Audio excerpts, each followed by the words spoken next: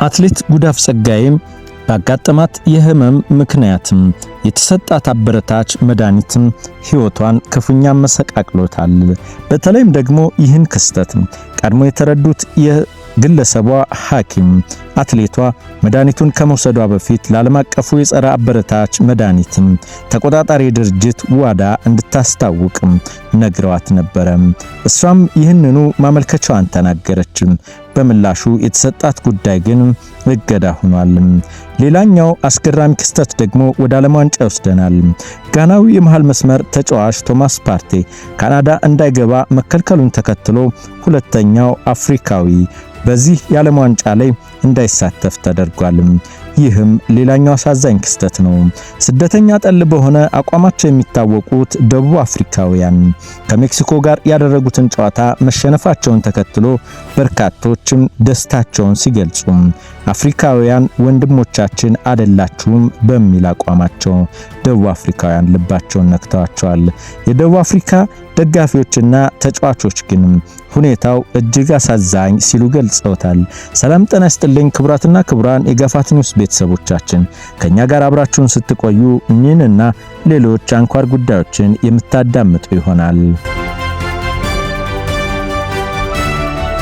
በቀዳሚነት ወደ ያዝነው ጉዳይ አመራን። ጋናዊ የመካከለኛ መስመር ተጫዋች ቶማስ ፓርቴ ካናዳ ለመግባትም መከልከሉን ተከትሎ አገሩ ከፓናማ ጋር የምታደርገውን የመክፈቻ ጨዋታ ላይ አይሳተፍም። የ32 ዓመቱ ተጫዋች በአውሮፓውያኑ ከ2020 እስከ 2022 ድረስ በሁለት ዓመታት ውስጥ በአራት ሴቶች 7 ያስገድዶ መድፈርና አንድ ከወሲባዊ ጥቃት ጋር የተያዙ ክሶች ቀርቦበታል። ተጫዋቹ በሚቀጥለው ዓመት ፍርድ ቤትም የሚቀርብ ሲሆን ጥፋተኛ አይደለሁም ሲልም ጠበቃ ቆሞ እየተከራከረ ይገኛል። ፊፋ ባወጣው መግለጫ የቀድሞ የአርሰናል ተጫዋችና ያሁኑ የስፔኑ ቪራሊያም ተጫዋችም የጋና ቡድን ስልጠና ማዕከል ከነበረው ቦስተን ወደ ካናዳ ለመግባት የቪዛ ማመልከቻውን በካናዳ መንግስት ውድቅ እንደተደረገበት አረጋግጧል።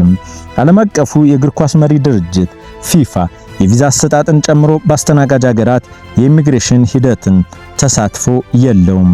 ይህም ጣልቃ እንዳይገባ አድርጎታል። ያስተናጋጅ ሀገሩ መንግስት ማን ቪዛ ማግኘት እንዳለበትና ወደ ሀገር ውስጥ እንዲገባ ማን እንደሚፈቀድለት የመጨረሻ ውሳኔም ይወስናል ሲልም አስታውቋል። ከደሙ ንጹህ ነኝ። በካናዳ መንግስት ድረገጽ የጎበኙት ሕግ ዝርዝር ላይ ወንጀል ሰርተውና ወይንም በወንጀል ፍርድ ተሰጥቶበት ከሆነ ወደ ካናዳ መግባት ላይፈቀድለት ይችላል ይላል። ቶማስ ፓርቴም ያጋጠመው ይሄ ነው። ሁሉንም የቀረቡበትን ክሶች ጥፋተኛ ለመሆኑን የገለጸ ሲሆን እስካሁን የጥፋተኝነት ብይን ሳይሰጠው የፍርድ ቤት ቀጠሮን እየተጠባበቀ ነው። የካናዳ ኢሚግሬሽንና ስደተኞች የዜግነት ቢሮም ለቢቢሲ በላከው መግለጫ ካናዳ የ26ቱ የዓለም ዋንጫ በማስተናገዷ ኩራት ይሰማታል በማለትም የካናዳውያን ደህንነትና ጸጥታ በመጠበቅ የተሳካ ሁነትን ለማዘጋጀትም እየሰራን ነው ይላል። ካናዳ ትልልቅ ሁነቶችን ማዘጋጀት የካናዳን ኢሚግሬሽን ህጎችን አይቀይርም የሚል ጽኑ አቋምንም ገልጿል። ፓርቴም በዚህ የሚስተናገድ ይሆናል ነው ያሉት። ወደ ካናዳ የሚመጣ ማንኛውም ሰው በግለሰብ ደረጃ ይመዘናል። ይህም ባሉ ሁኔታዎችና በሚተገበሩ ህጎች ተመስርቶ ነው ሲል መግለጫውን አክሏል። የአሜሪካ የጉምሩክና ድንበር ጥበቃ ቢሮ በበኩሉም አሜሪካ የፓርቴን የፍርድ ቤት ጉዳይን እንደምታውቅ፣ ነገር ግን በዚህ ጊዜ በወንጀል ብይን ስላልተሰጠው ወደ አሜሪካ እንዲገባ መደረጉን ገልጿል። ቢሮው አክሎም አገር ውስጥ ለመግባት ማመልከቻ የሚቀርቡ ሰዎችም በግለሰብ ደረጃ የህግ አስከባሪዎች በሚያደርጉት ምርመራ መሰረት ነው ብሏል። ቢቢሲ ስፖርትም የጋና እግር ኳስ ማህበር ማስተያየት እንዲሰጥ ጠይቋል። ከውድድሩ አስቀድሞ የጋና ዋና አሰልጣኝ ካርሎስ ኮሬጅ ተጫዋቹን ለመምረጥ ምንም ጥርጣሬ አልነበረኝም ሲሉም ተጫዋቹ ከኔ ጋር እዚሁ ከሆነ መልሴ ግልጽ ነው ነበር ያሉት። ጋና በምድቧ ሁለተኛውን ጨዋታ ከእንግሊዝ ጋር በቦስተን ስቴዲየም የምታደርግ ሲሆን በቀጣይ ደግሞ በፊላዴልፊያ ክሮሺያን ታስተናግዳለች። በሁለቱም ጨዋታዎች ቶማስ ፓርቴ ይሳተፋል።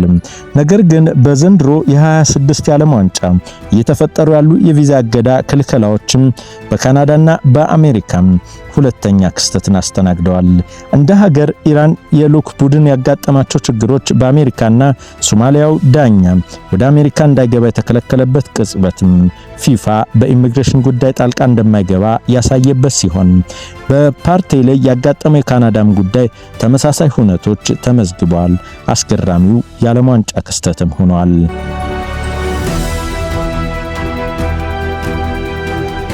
የቀድሞዋ የሁለት ጊዜ የዓለም ሻምፒዮኗ ኢትዮጵያዊቷ ጉዳፍ ጸጋዬ ከውድድር በፊትና በኋላ በተደረገ ምርመራ የተከለከለ ንጥረ ነገር እንደተገኘባት ካመነች በኋላ የ4 ወር እገዳ ተጣለባት።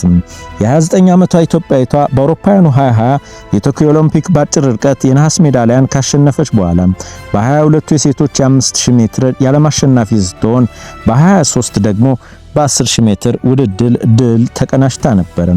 ጉዳፍ ባለፈው ታህሳስ በዓለም አቀፉ ጸረ አበረታች ንጥረ ነገር ኤጀንሲ ዋዳ የተከለከለ ዝርዝር ውስጥ የሚገኙ ንጥረ ነገሮች ምርመራ ተደርጎ ተገኝቶባታል። ነገር ግን አትሌቷ ይህንን ነገር ወስዳውም አልነበረም፣ ቀብጠትም አልነበረም። ጉዳፍን ሌላ አሳዛኝ ክስተት ነው። በጉዳፍ ውስጥ ተገኝቶበታል የተባለው መድኃኒት በሰውነቷ ውስጥ የኤስትሮጅን ንጥረ ነገር መጠንን ለመቀነስ የሚረዳና የጡት ካንሰርንም ለማከምም ይውላል። ጉዳፍ በጥር ወር መጨረሻ ላይ በአትሌቲክስ የምርመራ ውጤት ከተገለጸላት ከአንድ ቀን በኋላ ያጋጠማት የጤና እክል ለማከም መድኃኒቱ እንደተሳዘዘላት በመግለጽና ደጋፊ የሕክምና ሰነዶችና ማስረጃዎችን አቅርባለች። በየካቲት ወር ጉዳፍ ለዓለም አትሌቲክስ ፌዴሬሽን መድኃኒቱን እንድትጠቀም እንዲፈቅድላት ማመልከቻ አቅርባ ነበር። ይህም ጆሮ ዳባ ልበስ ተባለ። በኋላ ላይ ሕክምናዋ የአበረታች መድኃኒት ተቆጣጣሪ አካሉን የዓለም አቀፍ መስፈርቶችም ማሟላቱን አረጋግጦ ነበር። ለጉዳፍ ግን ምንም አልፈየደላትም። ነገር ግን መድኃኒት አጠቃቀሟ በልዩ ሁኔታ ወደ ኋላ ተመልሶ ፍቃድ እንዲያገኝ ያቀረበችው ጥያቄ በተቆጣጣሪው አካል ውድቅ ተደረገባት። የአትሌቲክስ ስፖርት ታማኝነት የሚከታተለው ኤኤዩ በመግለጫው እንደሚያመለክተው አትሌቷ ምንም አይነት ጥፋት ወይም ቸልተኝነት አለመፈጸሟን በመገንዘብ በደንቡ መሰረት የጣለባት የ4 ወር እገዳ ተገቢ እንደሆነም ይቆጥራል ነበር ያለው። እዚህ ሌላ ውሳኔ፣ ሌላ ምክንያት። የቅጣቱ ጊዜ ርዝመት የሚመሰረተው የጉዳፍ ጥፋተኝነት ደረጃ ጥፋቱን ወዲያውኑ በመቀበሏ ቀደም ብላ ለሚመለከተው አካል ስለ መድኃኒቱ አሳውቃ ቢሆንም ኑሮ ሊፈቀድላት የሚችልበት እድል መኖሩ ከግምት ውስጥ ገብቶ ነው። በታዋቂዋ የኢትዮጵያ የረጅም ርቀት አትሌት ጉዳፍ ጸጋዬ ላይ የተጣለው ውድድር እገዳ ከሰኔ እስከ ቀጣዩ ዓመት መስከረም ማብቂያ ድረስ የሚቆይ ይሆናል።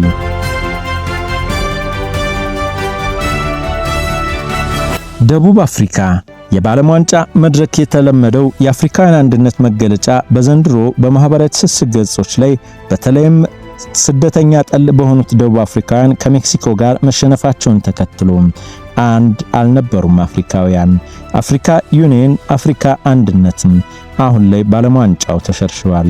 በመላው አህጉሪቱ በርካታ የእግር ኳስ አፍቃሪያን በዓለም ዋንጫ የመክፈቻ ጨዋታ ላይ ደቡብ አፍሪካና ሜክሲኮ ሲገናኙ የሜክሲኮ ደጋፊዎች ነበሩ። በማህበራዊ ትስስር ገጾች ከተጋሩ የፌዝ ምስሎች መካከል ሜክሲኮ የምትታወቅበትን ባርኔጣ፣ የሙዚቃ ማሪያቺ ባንድና ታኮ መዘዋወር በቀላሉ የሚታዩ ቢመስልም በውስጡ ግን ጥቁር ነጥብን ለደቡብ አፍሪካውያን ጥለዋል። ቀልድ አዘል ክርክሩ በደቡብ አፍሪካ የተቀሰቀሰውን የመጣ የጠል ጥቃቶችን ያንጸባርቃል። በዓለም ዋንጫ ሜዳ ደካማ አቋም ያሳየችው ደቡብ አፍሪካ በጋራ አዘጋጇ ሜክሲኮ 2-0 እንድትሸነፍ አድርጓታል። የፍጻሜ ፊሽካው ሲነፋ ማህበራዊ ሚዲያውን በመሳለቂያ ልጥፎችም ተሞልቷል። አንዳንድ ደቡብ አፍሪካውያን ቡድናቸውን በመከላከል ባፋና በመባል የሚታወቀውን የቡድኑን ስሜት አድንቀዋል።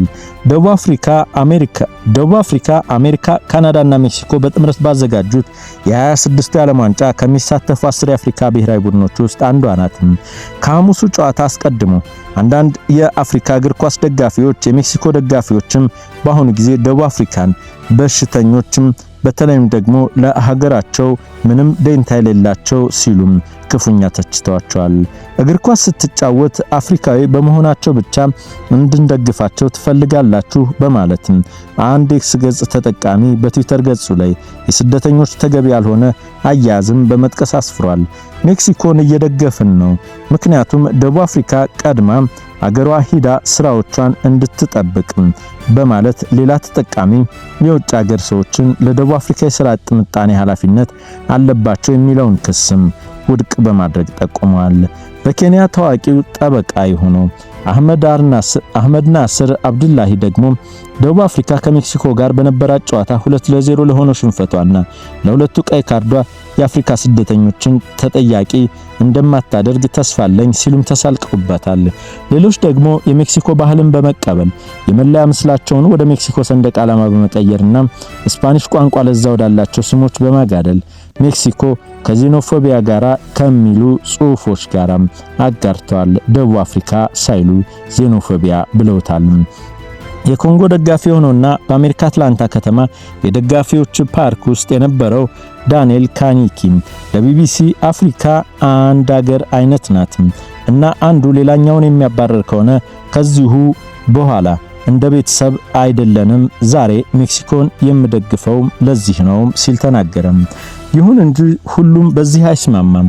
በዚህ ፓርክ ውስጥ የነበረው ጋናዊ ቫራኒ ኪዌስቲም ደቡብ አፍሪካን እየደገፈ እንደሆነና ኩሩ አፍሪካዊ መሆኑን ተናግሮ በደቡብ አፍሪካ ላለው መጤጠልነት አዝማሚያ ጥቂት ግለሰቦችን ወቅሷል። በደቡብ ሱዳን ዋና ከተማ ጁባ በህዝባዊ እይታ ማዕከል ውስጥ የነበሩ ደጋፊዎች ሁለቱ ብሔራዊ ቡድኖች ሲጫወቱ ባፋናን እየደገፉ ነበር። የ23 ዓመቱ ተማሪ የሆነው ጆርጅ ኪን ቻርልስ ሪሂንና ለቢቢሲ በማህበራዊ ሚዲያ አንዳንድ የአፍሪካ ሀገራትም ሜክሲኮን በመደገፍና የሜክሲኮ ማሊያን በመልበስ ያየውን ነገር ምቾት እንዳልሰጠውና ደቡብ ሱዳናውያን ከደቡብ አፍሪካ ጋር ነን ሲልም ገልጿል። ስለዚህ ሁሉ የአፍሪካ ሀገራትም በዚህ ዓለም ዋንጫ ደቡብ አፍሪካን መደገፍ አለባቸውም ሲልም ባጽኖት ተችቷል። የደቡብ አፍሪካ መንግስት ባወጣው መግለጫ ስሜት ላለው ጨዋታ ባፋናን አመስግኗል። የመጨረሻው ውጤት እንደተመኘነው ባይሆንም ቡድኑ ደቡብ አፍሪካን በአንድነት በቁርጠኝነትና በዓለም ትልቁ መድረክ በኩራት ስሜትም ወክሏል ብሏል። ደቡብ አፍሪካውያን በማህበራዊ ሚዲያ ለተጋሩ የፌስ ጥልጥፎችም ምላሽ ሰጥተዋል። ለዓለም ዋንጫ ያለ እናንተ ድጋፍ አልፈናልና እናሸንፍም ብንሸነፍም አገራቸውን የሚወዱ ደቡብ አፍሪካውያን በመሆናቸውን እንቀጥላለን እና ህገወጥ ስደተኞች ወደዳችሁም ጠላችሁም አሁንም አገራችን ለቀው ይወጣሉ ሲሉም ተናግረዋል። ጉዳዩን የሚያባብስ ንግግር። ሌላ ተጠቃሚ ደግሞ ሜክሲኮን እንደፈለጉ መደገፍ ይችላሉ፣ እኛ ወደ ኋላ አላልንም፣ ወደ ደቡብ አፍሪካን በህጋዊ መንገድ ነው ብሏል። በደቡብ አፍሪካና ከአፍሪካ የመጡ ስደተኞች ባለፉት ሳምንታት የጥቃትና የዛቻ ኢላማ መሆናቸው ይታወሳል። ጸረ ስደተኛ ተቃዋሚዎች ካለ ህጋዊ ሰነድ የሚኖሩ ስደተኞችም አገሪቱን እስከ ሰኔ 23 2018 ዓ.ም ድረስ ለቀው እንዲወጡም ቀነቀጠሮ አስቀምጠዋል። ፕሬዝዳንት ሲሪል ራማፎሳ በራሳቸው እጅ ህግ ለማስከበር የሚንቀሳቀሱ ሰዎችን አስጠንቅቀው ፍቃድ ያላቸውን የመንግስት ተቋማት ብቻ ህግ ሲጣስ ያከብራሉ ያስከብራሉ ብለዋል።